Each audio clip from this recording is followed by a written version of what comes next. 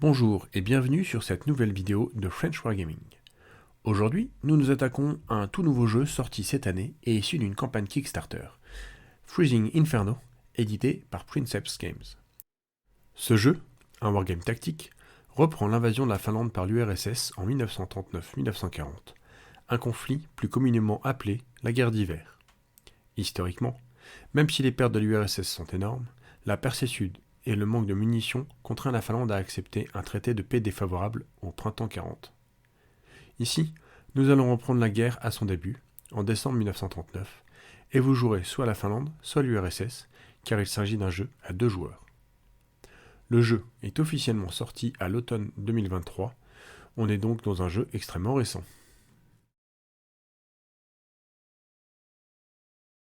Faisons un peu le tour du matériel disponible. Commençons par la carte sur laquelle va se dérouler cette partie. Elle possède 2 faces, une classique et une plus représentative.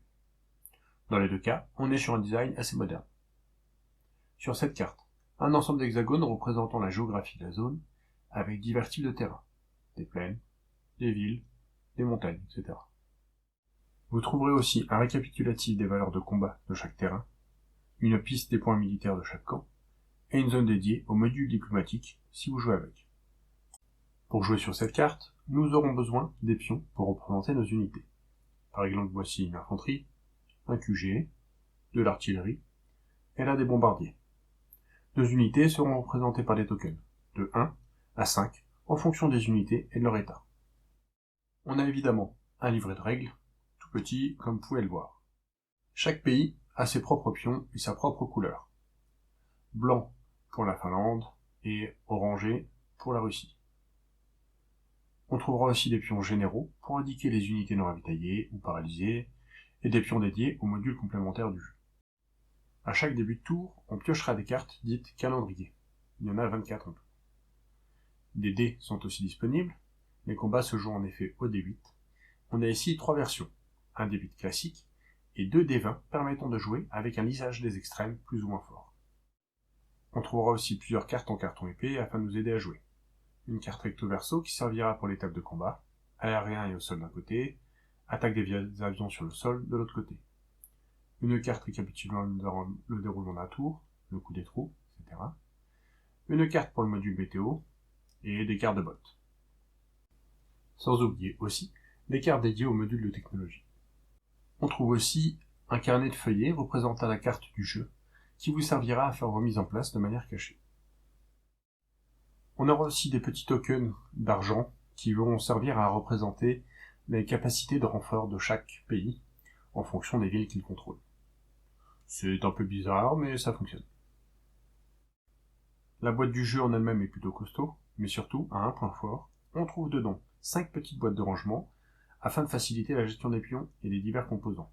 Un bon point. J'ai juste rajouté des sachets plastiques pour mes divers pions afin de faciliter la mise en place et le tri.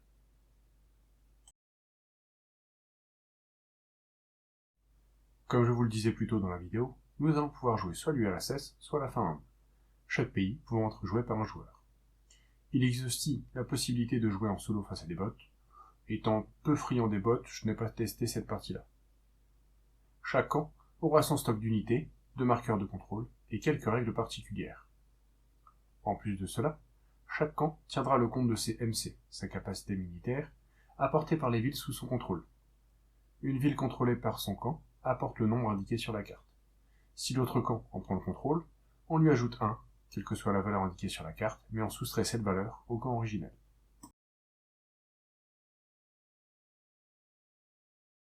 Les règles du jeu vous indiquent combien d'unités sont disponibles pour chaque camp. Vous verrez qu'il y a un léger avantage aux soviétiques, avec notamment 2 fois plus de tanks et de bombardiers disponibles. Vous avez alors la possibilité soit de faire un déploiement caché, soit d'utiliser des déploiements déjà prévus pour les bots. Pour le fun, nous avons plusieurs fois tiré au hasard nos déploiements parmi ceux proposés pour les bots. Si vous optez pour le déploiement caché, chacun renseigne sur un feuillet son placement. Une fois que les 2 camps ont terminé, on révèle les placements et on positionne les troupes. Avant de commencer dans le dur, il faut quand même parler des conditions de victoire. Comment on gagne à Freezing Inferno? Comme tout dans ce jeu, c'est très simple. le soviétique a 8 tours pour prendre 2 objectifs parmi les 3 villes cibles finlandaises, indiquées sur la carte par une étoile. Et il doit aussi conserver le contrôle d'au moins 5 de ces 7 villes de départ. Dans tous les autres cas, c'est le Finlandais qui gagne. Simple, non? Faisons maintenant le tour des unités. On trouvera plusieurs unités dans le jeu. De l'infanterie, des tanks, de l'artillerie, de l'anti-aérien, des QG, puis des unités aériennes, des chasseurs et des bombardiers. Et c'est tout. Chaque camp utilisera ces types d'unités, qui sont au final communes entre les deux camps. Regardons plus près maintenant à quoi ressemble l'unité. On voit sur le pion de l'unité une représentation graphique de l'unité, qui varie en fonction du camp. C'est purement décoratif. En haut à gauche est inscrit l'attaque de l'unité. En haut à droite, la défense. En bas à gauche, on trouve les points de mouvement de l'unité, indiqués en MP, les points de mouvement, pour les unités terrestres, et en nombre d'hexagones pour les unités aériennes. On trouve aussi la portée, 4 hexagones, pour l'artillerie et l'anti-aérien. Voilà pour l'ensemble des informations que l'on trouvera sur le pion de l'unité. Une unité est représentée par une pile de 5 pions. Les QG et les anti-aériens n'ont eux le droit qu'à un seul pion. Dans Freezing Inferno, malgré la simplification des règles, on retrouvera un grand classique du genre, la zone de contrôle. Une unité exerce une zone de contrôle dans l'ensemble des hexagones qui bordent celui où elle se trouve. Ce n'est pas le cas évidemment pour l'anti-aérien et l'aviation. La ZOC, zone de contrôle, influencera le mouvement et l'approvisionnement, comme on le verra juste après. Voici les ZOC par exemple que l'on aura sur cette zone. Regardons maintenant le ravitaillement. On considère qu'une unité est ravitaillée si elle répond à ces 2 points. Elle doit être à portée de 7 hexagones d'un QG, et un chemin doit être tracé sans interruption entre l'unité et le QG. Une interruption se fait via des unités adverses, via leurs ZOC, ou par des terrains infranchissables ou des lacs non gelés. Si une unité est approvisionnée en début de tour, elle le restera tout du long, même si elle s'écarte de plus de 7 cases de son QG durant son mouvement. Au début du tour d'un joueur, on détermine le statut d'approvisionnement de chaque unité. Ce statut restera le même jusqu'à la fin du tour du joueur. Une unité qui se déplace et qui est out of supply le restera jusqu'à la fin du tour, même si elle bouge pour se remettre à portée d'approvisionnement. Quand une unité est en dehors de son approvisionnement, son attaque totale, sa défense totale et ses points de mouvement sont tous divisés par 2. Les unités aériennes sont-elles toujours considérées comme approvisionnées?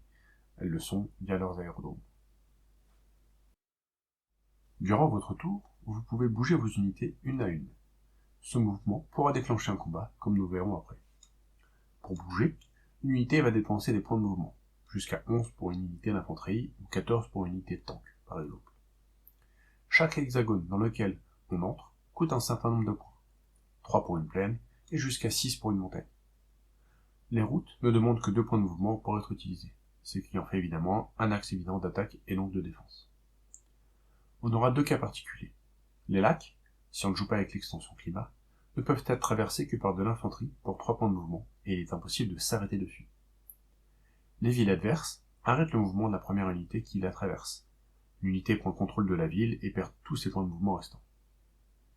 Enfin, notez qu'une fois qu'une unité utilise son mouvement pour entrer dans la ZOC d'une unité adverse, son seul déplacement autorisé ensuite est d'attaquer l'unité adverse. Elle ne pourra passer d'une case de la ZOC à l'autre qu'au prochain tour, et cela une seule fois. Il est grand temps de passer au combat en lui-même. Comme on l'a vu, pour engager un combat, une unité doit entrer dans l'hexagone d'une cible. Cela implique donc évidemment d'avoir assez de points de mouvement à payer pour pouvoir entrer dans ce type de terrain. Étant donné qu'on ne bouge les unités qu'une et une, cela veut aussi dire que le combat ne concerne que 2 unités à chaque fois. On distinguera 3 types de combats: au sol, dans les airs et les bombardements.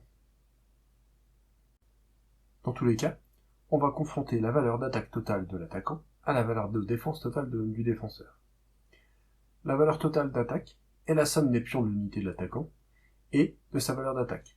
Ainsi, une unité de tank constituée de 5 pions aura une valeur d'attaque de 10, 5 d'attaque et 5 pions.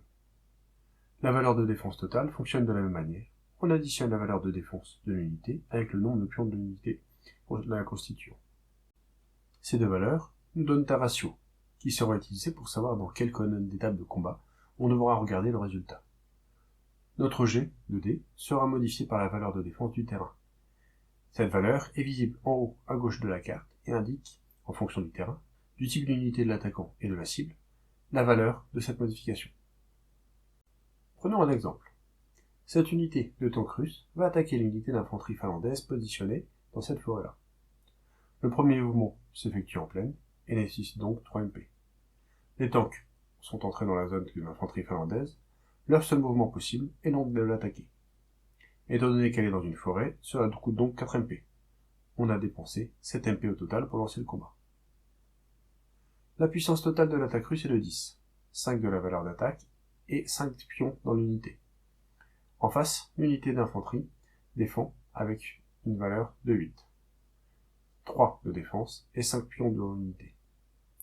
On jettera donc un D8 et on prendra en compte la colonne indiquée par le ratio 10 contre 8.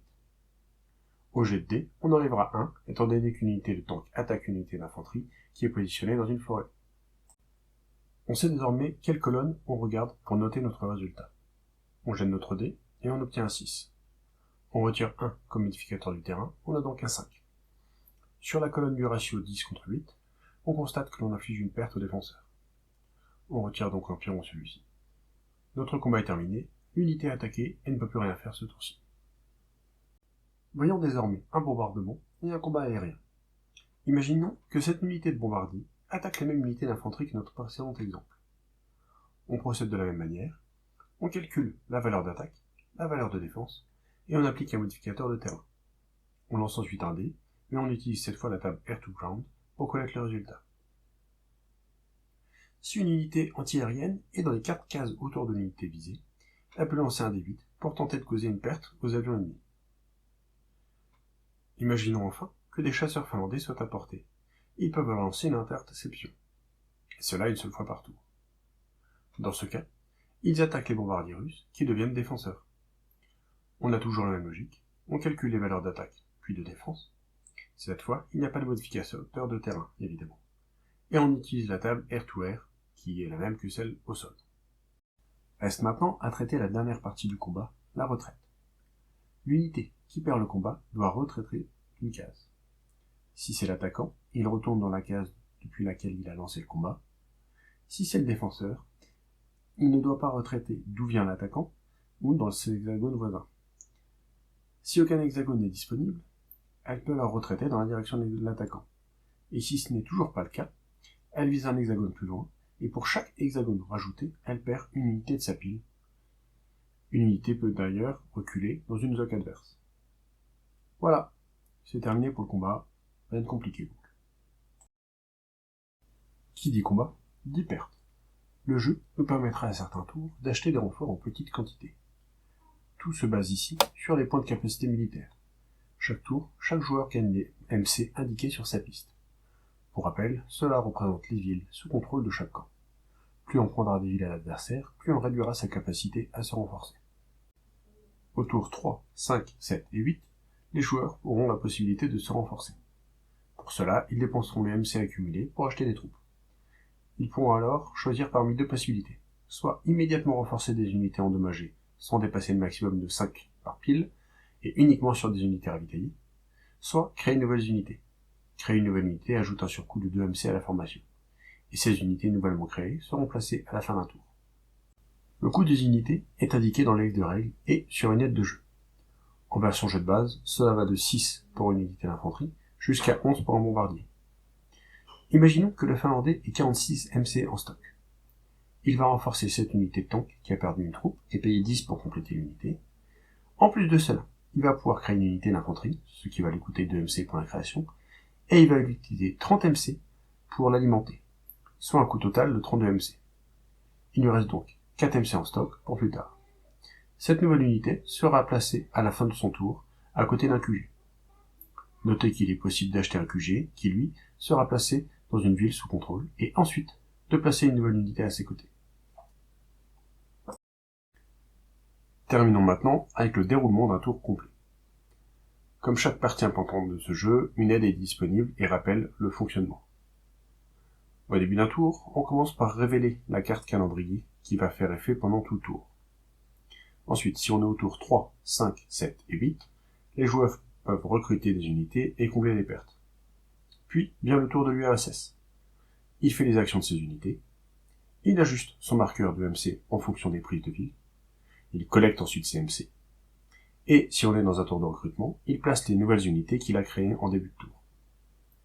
S'ensuit ensuite le tour de la Finlande, c'est exactement la même chose que pour l'URSS. Le tour est fini, on relance la même séquence de jeu jusqu'à ce que la partie se termine, soit par une condition de victoire, soit à la fin des 8 tours. C'est encore une fois extrêmement simple. Voilà pour ce petit tour d'horizon de Freezing Inferno. On a vu 90% des règles, normalement vous pouvez déjà commencer à jouer sans problème. Que penser du jeu? Du haut de mes deux parties, une en solo et une avec un adversaire, j'ai envie de vous livrer un petit peu mon ressenti sur le jeu. Déjà, c'est un très bon jeu. Un jeu rapide, ce qui change un peu. Une partie va être à peu près 3-4 heures. Mais surtout, je pense que c'est un jeu qui va être très intéressant pour faire entrer quelqu'un dans le wargame. Tout simplement parce que les règles sont simples, mais efficaces, que les tours de jeu ne sont pas excessivement longs, et qu'on va éviter l'effet de règles qu'on peut avoir, où on va devoir à chaque fois aller voir telle page pour voir que en fait on s'est trompé, revenir à telle page pour voir telle spécificité de règles, etc. Ce qui peut souvent être un petit peu tue l'amour sur les wargames. Ici, comme on a un wargame tactique avec des règles simplifiées, on se retrouve avec quelque chose de vraiment très fluide, très rapide à jouer, et avec une certaine rejouabilité, puisque le positionnement de départ va fortement influencer chaque partie. C'est une belle surprise, une belle découverte sur un théâtre d'opération assez peu joué et assez peu représenté, ce qui en donne encore plus un intérêt, je trouve. Voilà, c'est une belle découverte pour moi cette année, je le recommande, et j'espère que vous me ferez part de vos retours quand vous y jouerez. Merci et bonne fête de fin d'année à tous.